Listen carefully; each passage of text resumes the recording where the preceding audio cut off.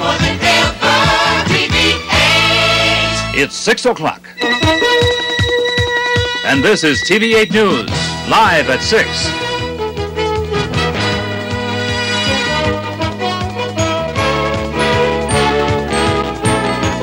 And now, George Wylie.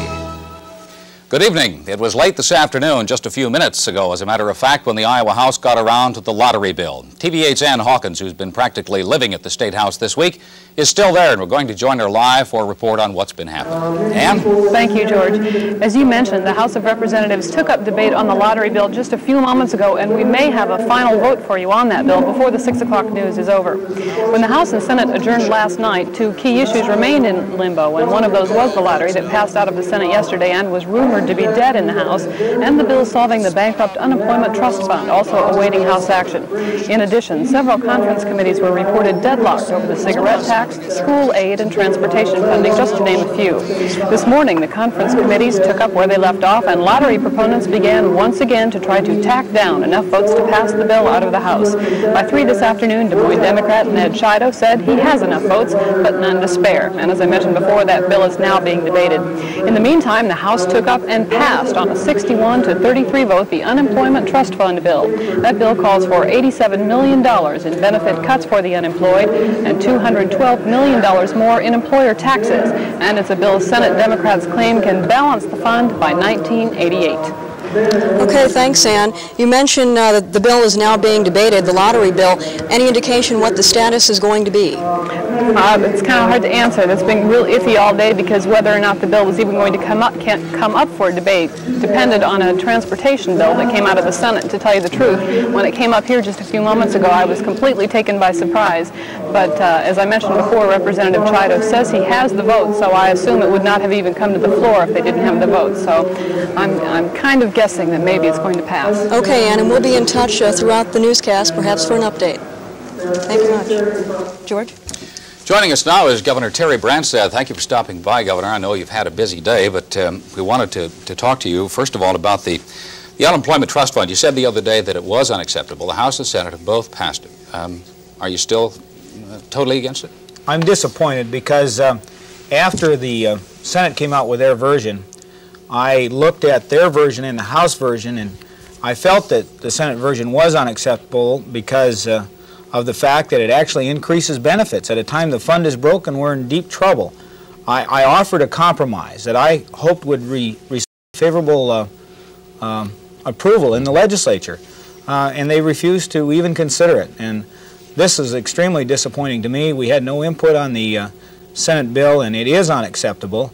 And so this is one of the areas where we, unfortunately, were not able to reach an agreement. Generally, I think we had a productive session, but this is one of the great disappointments, is that we were not able to work together, and there was no effort on the part of the Senate to work with me on that particular bill.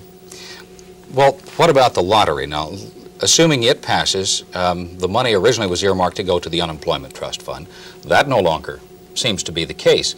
If there isn't money put into the Unemployment Trust Fund from somewhere, are you going to veto that unemployment bill? Well, I've said consistently that we had to have a bill that was acceptable, and this one isn't.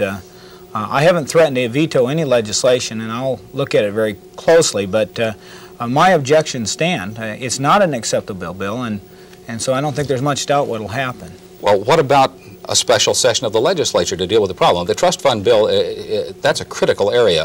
Right. What about a special session? Well, I don't think we can rule anything out, but I certainly don't think we should predict that we're going to have a special session. I think we're going to have to analyze what happened. We've had basically a productive session. A majority of my priorities have passed. I'm pleased. I think things have gotten somewhat out of hand, especially in the spending area in these last several days, and they are well over the budget. So we're going to have to analyze the whole situation very carefully, and we're going to look at the unemployment situation and see if there's a way that we can work out some kind of an arrangement. And generally speaking, as hard as it is to get a compromise and get everybody supportive of something that's realistic in this area, I wouldn't want to take any action until we had that kind of an agreement. And unfortunately, all year we haven't been able to get it. I've been trying all year. And unfortunately, you know, the Senate didn't come up with a bill until this week. And I only had a chance to see this for a few hours, and I saw some things in it I liked, but I see some major problems with it. Abuses that have occurred in the past will be much more of a problem in the future when we make it possible for people guilty of misconduct and voluntary quit to requalify for unemployment with only $250 worth of wages.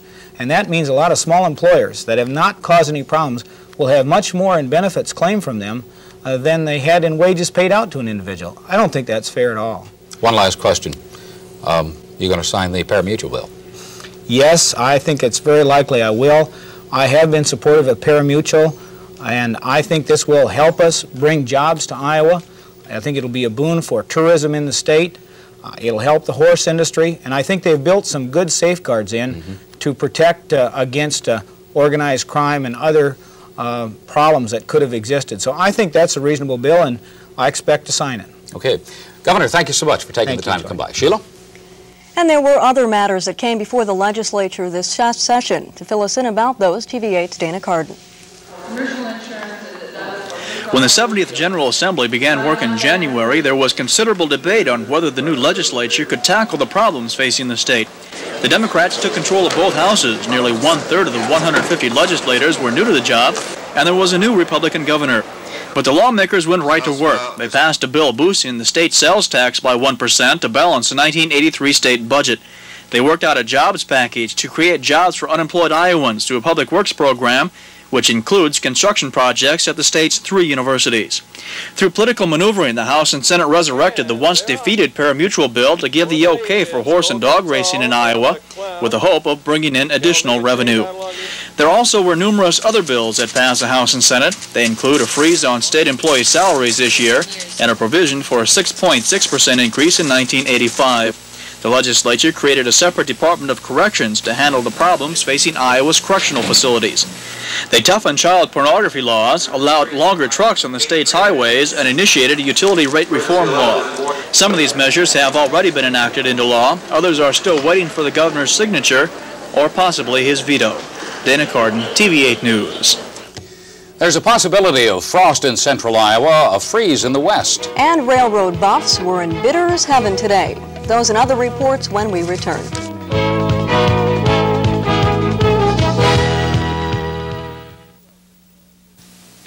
Throughout this land, there's a new name for the bank you know, Norwest. Norwest is banking and a whole lot more. There are 236 Norwest offices all over my territory. That's convenience.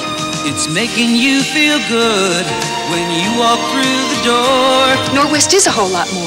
It's me, Catherine James, and over 16,000 others. I can depend on them from planting through harvesting. It's ideas and involvement from people who care. I've known these folks for years. Bill over there got me into money market savings. Norwest is banking and a whole lot more. So now my checking account's a whole lot more, too? Your check is good at all 236 Norwest banking offices. Norwest for banking, leasing, consumer finance, mortgages, investments. And a whole lot more. Norwest is banking and a whole lot more. Van conversions. If that's what you're looking for, Stu Hansen's Dodge City has a large selection of van conversions from Elk Enterprises of Elkhart, Indiana. These vans feature fine flex steel furniture and quality construction throughout. Sale priced now from only $13,495 with 11.9% APR bank financing available with qualified credit. See us soon and test drive an Elk van conversion at Stu Hansen's Dodge City, Ingersoll at Harding Road. A prisoner from Des Moines jailed at the Rock Island County Jail in Illinois hit a jailer over the head with a lead pipe in an apparent escape attempt today. 35-year-old Russell Merritt is being held there on a bank robbery conviction. He reportedly hit the jailer in the face with a lead pipe trying to get at his keys and get himself and several other inmates free. Another jailer heard the commotion and secured the cell block before anyone could escape. The president of the Iowa Farm Bureau is urging the Interstate Commerce Commission to strongly consider competition among railroad when approving the sale of track belonging to the bankrupt Rock Island Railroad. Dean Kleckner says purchase of the track by the Soo Line Company would ensure competitive market forces. Both the Soo Line and the Chicago Northwestern are bidding on the purchase the track, which runs from Kansas City to Minneapolis. And it's been 3 years since the Rock Island train line has been closed, and today the bankrupt Rock held an auction. TV-8's Todd Magel reports items range from old typewriters to the last caboose. Rock Island Line, she's a mighty good road. Rock Island Line, it's a road to ride. Rock Island Line, it's just a mighty good road. Well, if you ride, you can start riding like you find it, get your ticket, that's the station on the Rock Island Line. This was the Rock Island. Recorded in song and folklore, it was one of the most popular and well-known train lines in the world. This is what is left. Collectively, some may call it junk. But take a closer look. Much of this warehouse is full of history. Old station benches, crossing signs, and typewriters sold for a few dollars a piece today. The big money went for a pair of cabooses. They were bid on last. Pete Suter, field sales coordinator for Rock Island, says the company is in liquidation and all proceeds will go to the railroad trustees. He says the remaining property and tracks will most likely be sold to other railroads in the near future.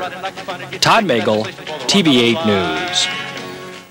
The cabooses sold for $11,000. More than 1,100 Drake graduates received their diplomas today. The graduates and their well-wishers packed Vets Auditorium for the ceremony this morning.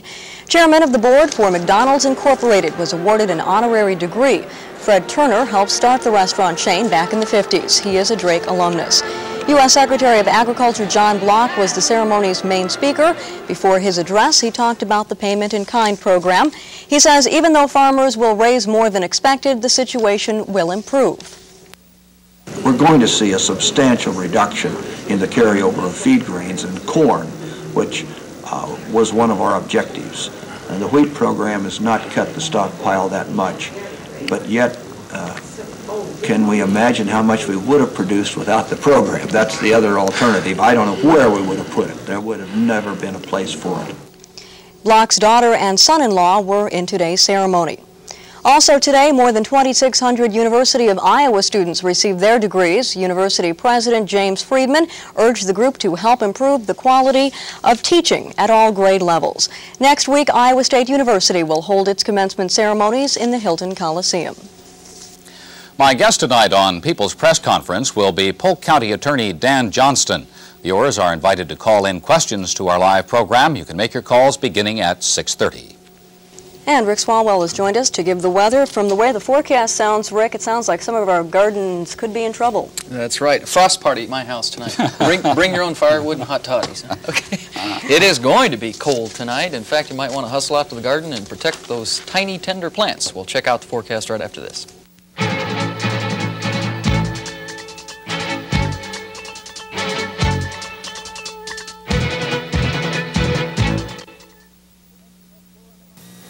Who makes the best tiller in the market? Snapper makes the best tiller in the market. And here's why. With forward tine rotation, it does all the standard jobs. With reverse tine rotation, it does them even better. It's great for breaking new ground, hard soil, and deep tilling. And the proven Snapper disc drive makes it dependable. Snapper rear tine tillers. Works forward, works in reverse. Free attachments with your purchases during Snapper Spring Spectacular Days.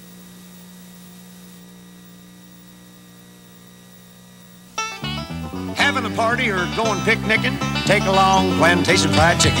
Company coming or planning a meeting? Plantation Fried Chicken is real good eating. Family reunion or dinner tonight? Plantation Fried Chicken will feed 'em right. Come to the Hy-Vee Deli for fresh and crispy Plantation Fried Chicken with that home-style taste. And choose from dozens of mouth-watering side dishes too. Whether you need dinner for 4 or 400, let the Hy-Vee Deli help. For picnics, for dinner, when it's chicken you're picking, take home a bucket of Plantation Fried Chicken. This is a new Sylvania energy pincher. It looks like an ordinary light bulb, shines just as bright, and lasts as long. But it also saves 5 watts of energy, which means by the time it burns out, you'll get back a lot of money to use toward your next one. Energy Pincher Light Bulb. bulbs, ESP energy-saving products from Sylvania. Nice to have you with us on this Saturday evening. Clouds outside right now in Des Moines and central Iowa. A chilly 49 degrees, northerly winds at 12, not helping out matters at all. 66% relative humidity, barometric pressure an even 30.00, and it's falling. Well, the cold air came in last night, and it has decided to stay around for a while. As you can see at this hour, look at Lamoni, 47 degrees. And Cedar Rapids, 52. Everybody mostly in the low to mid-50s. Dubuque sneaking in with a 48. We're 15 to 25 degrees below normal for this time of year. And just about everybody picked up some rain as of 7 a.m. this morning. Now here in Des Moines, you could add another 6 100ths to that since 7 a.m. So we came up with a daily total of 13 100ths. The heaviest amount over near the Quad Cities with nearly 2/3 of an inch and about 1/4 of an inch over near Omaha Council Bluffs. We are receiving some more showers at this time. Let's go to live radar and see where it's happening. As you can see, a wide band of showers ranging from the southwestern corner through Lamoni and just nearing Polk County now, and we could possibly see a shower, it looks like, before it's all over because this whole system moving to the northeast at about 20-25 miles per hour.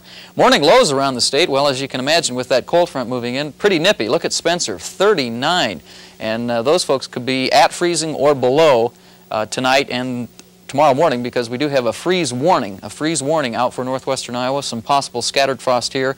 In central Iowa, we were at 50 before the cold front hit us. 7-day outlook near normal temps and above normal precipitation is forecast.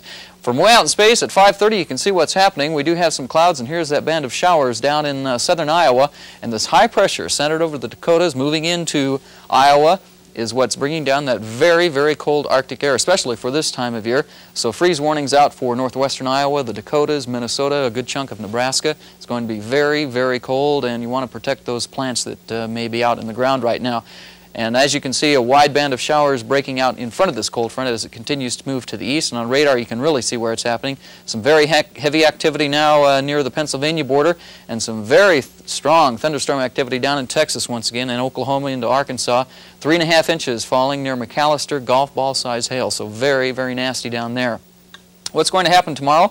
Well, look for rain to continue from the central Rockies into the lower plains and mid-Mississippi Valley, with the heaviest activity to the far south and up the eastern seaboard, and a good chance of rain all the way through the Ohio Valley through New England. No rain forecast for tomorrow, but it will be cold, and we will have clear skies. And that's what's going to happen tonight, clear and cold, with a freeze warning for the northwestern corner, northerly winds at 5 to 10. And look at those temperatures. Northwestern Iowa could be down to 30 degrees. And here in Des Moines, we should be in the mid to upper 30s with a chance of showers tonight for southeastern Iowa.